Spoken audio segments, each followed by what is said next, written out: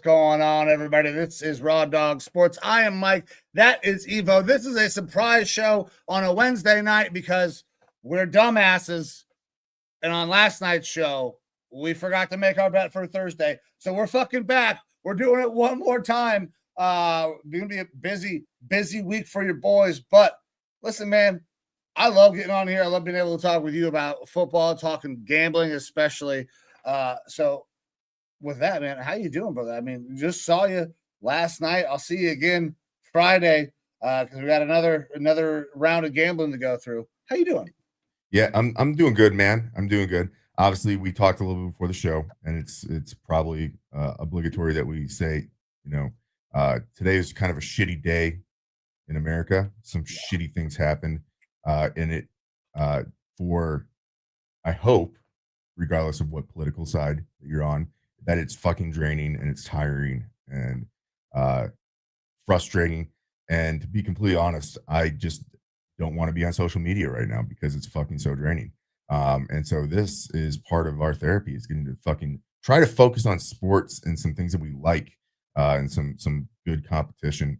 So I'm glad to be able to have this little reprieve with you tonight to talk about even just one game if it's a Thursday night game. And hopefully we can fucking move on to tomorrow and try to grow and heal as a fucking country and a fucking race of people and quit doing stupid fucking shit. Yeah. And I posted this on the Raw Dog Twitter that we've just completely lost the plot in this country. We are not supposed to be fighting like this. Like, it's ridiculous. We are supposed to be able to have disagreements, open discourse, discussions. That was what the fuck we were founded on. Like, I understand. I do not agree with a lot of Charlie's things. Some of it I did agree with. But to do something so fine, like forever. I mean, he changed the course of his children's lives, his wife's life, obviously ended his life.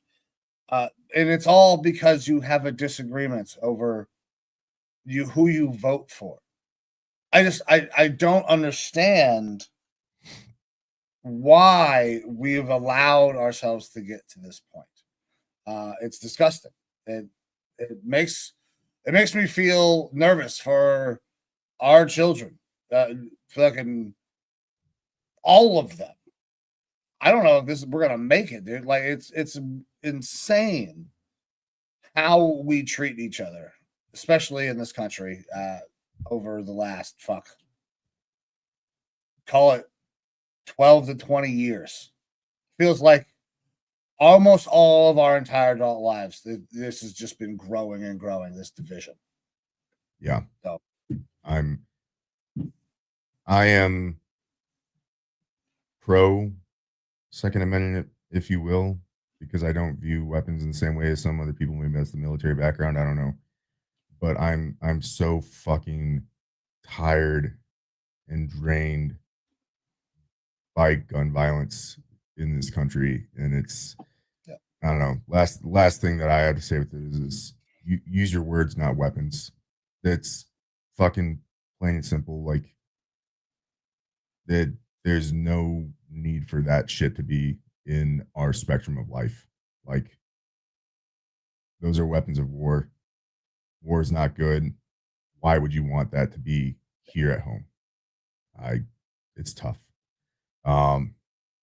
But part of this again is our way to break away from the bullshit. Hopefully, if you are feeling any sort of same way about being drained by this shit, you can get a little reprieve from us tonight while we talk about a fucking Thursday night football game, which week one was anything of an appetizer for what the season is bringing, and hopefully for what week two has for us. We should be looking at a fun one on Thursday night when the Washington Commanders go into Green Bay to play Micah Parsons, Jordan Love, and the Green Bay Packers. I think it's going to be a really good game, man. I'm excited for it. Listen, Packers came out, surprised me. I think surprised you a little bit with how well they played. I'm surprised by the line in this game, but we have seen it in the past where the line from Vegas will be very slanted in a way that we don't expect. We just don't agree with. But Vegas typically tends to be right. So this is a tougher game to call because I love the Commanders. I love everything about the way Jaden Daniels plays the quarterback position. I think he has really solid weapons. We saw what Debo can do in week 1 to help expand that offense as well. They ran the ball all over the place. They were able to distribute in the passing game. So for them to be dogs of 3.5 says that, I mean, a lot of people are on the Packers. I think people are riding the Packers high.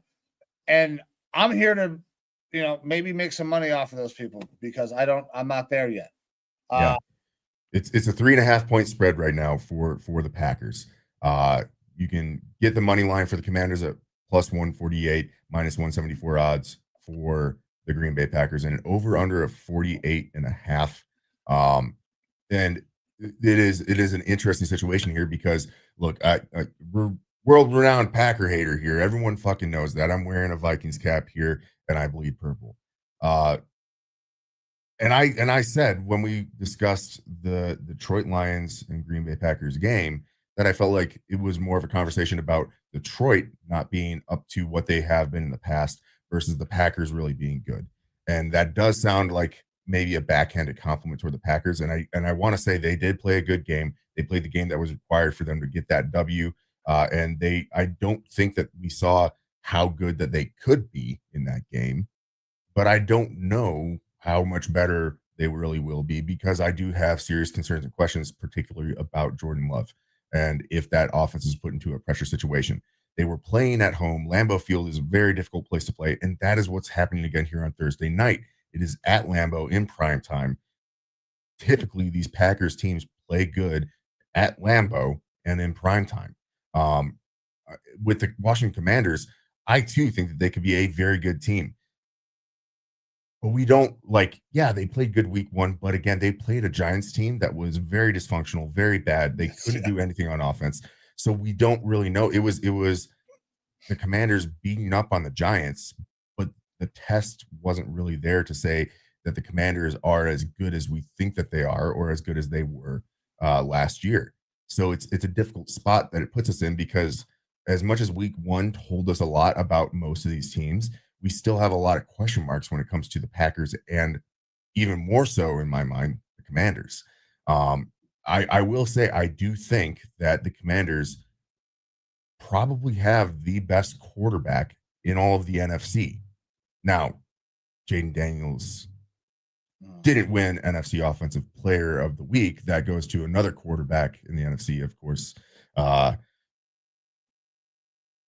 Just calling that out. But he is fucking phenomenal. And I know that you think that he's phenomenal. You've been banging that drum for a while, that you loved him in the draft last year, and he actually completely showed out last year. Mm-hmm. And he had himself a really good game last week. But it was, again, going up against this Giants team where you just don't really know what that Giants team is going to amount to this year. And it kind of leaves you in that space of okay, well, the Commanders, they beat up on a bad team. That's what a good team should do. How good are they? And how good are the Packers? Because they also beat up on a team that was reeling, loss of coordinators, loss of interior offensive linemen, a defense that was questionable to begin with and reloaded a little bit this offseason. But you're getting guys like Aiden Hutchinson back off an ankle when you don't know who he's going to be yet. So there's still a lot of question marks, which makes the betting space for this game difficult. I see a lot of sharps out there saying this is one just to leave alone because they're also in the space of we don't know exactly who these teams are after 1 week yet. That being said, if we go ahead and look at the different public betting, right now, Packers are heavy on the money line. 82% of the bets and 72% of the money are on the Packers money line to win this game. Spread, though, because you can get 3.5 points and give that to the Commanders, 55% of the bets are on the Commanders, 49% of the money. And then over under, there's a heavy amount on that under, 96% of bets on the under, 95% of the money. So as of right now, it is leaning towards the Packers betting wise to win the game. However, people are liking to get that 3.5 extra points for the Commanders. And me personally, that's the way I'm running. partially because I'm a hater, but partially because I do think that this Commanders team is very good. When they're put up to the test, we saw it against teams last year, like the Ravens. They when they're up against a test, they are playing those games close. We saw it in the playoffs. This is a good team, a maturing team, a veteran team, and I think that when they're put to the test, that they can compete and at least keep this game within a field goal. So if you give me the 3.5 points, that extra hook, I like my odds there. I'm not willing to bang my gavel right now and say that Commanders are going to win outright, but I think that they have a chance to win outright. A lot better than what the public, again, is betting there of 82% on the Packers. And that's not to knock the Packers. Again, this is just kind of a question mark game. So if you're going to give me points, I'm going to take them.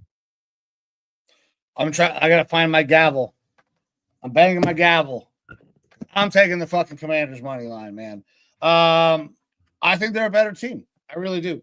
And obviously, as you brought up, I think the world of Jed Daniels. I think he is, it's like I said, if I could take any player in the league and start a franchise, that's the guy I take. He's absolutely special. I think he will be special on Thursday night. I mean, he plays well in prime time.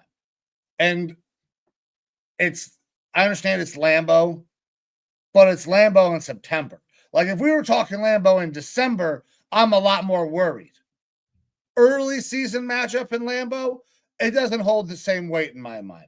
Sure, it's a Thursday night primetime game, but I'm not going to put it in the same level of lore that Lambeau can be held in.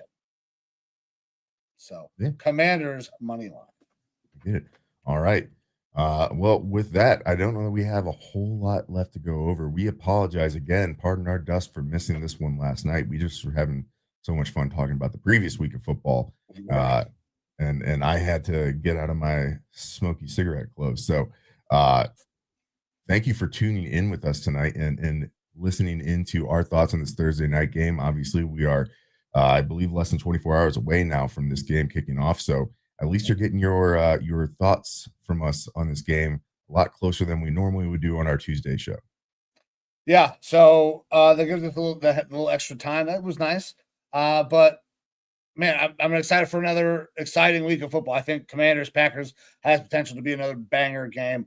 Hopefully we get some more banger matchups because week one was fucking raucous. Evo, my man, appreciate you. We'll see you on Friday. Producer Amber in the back, baby, appreciate you as well for sticking through this and helping us do another show, even though you were not anticipating that. So, and everybody tunes in. Appreciate you guys. Thank you very much. Time's the most valuable thing that you have. So anytime you give some of it to us, we are forever grateful. With that, I'm going to give Evo one last word. Words, not weapons, people. Words, not weapons.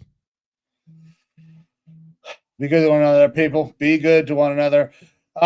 This is Raw Dog Sports. I'm Mike. That is Evo. We're getting the fuck out of here. We'll see you Friday. See you.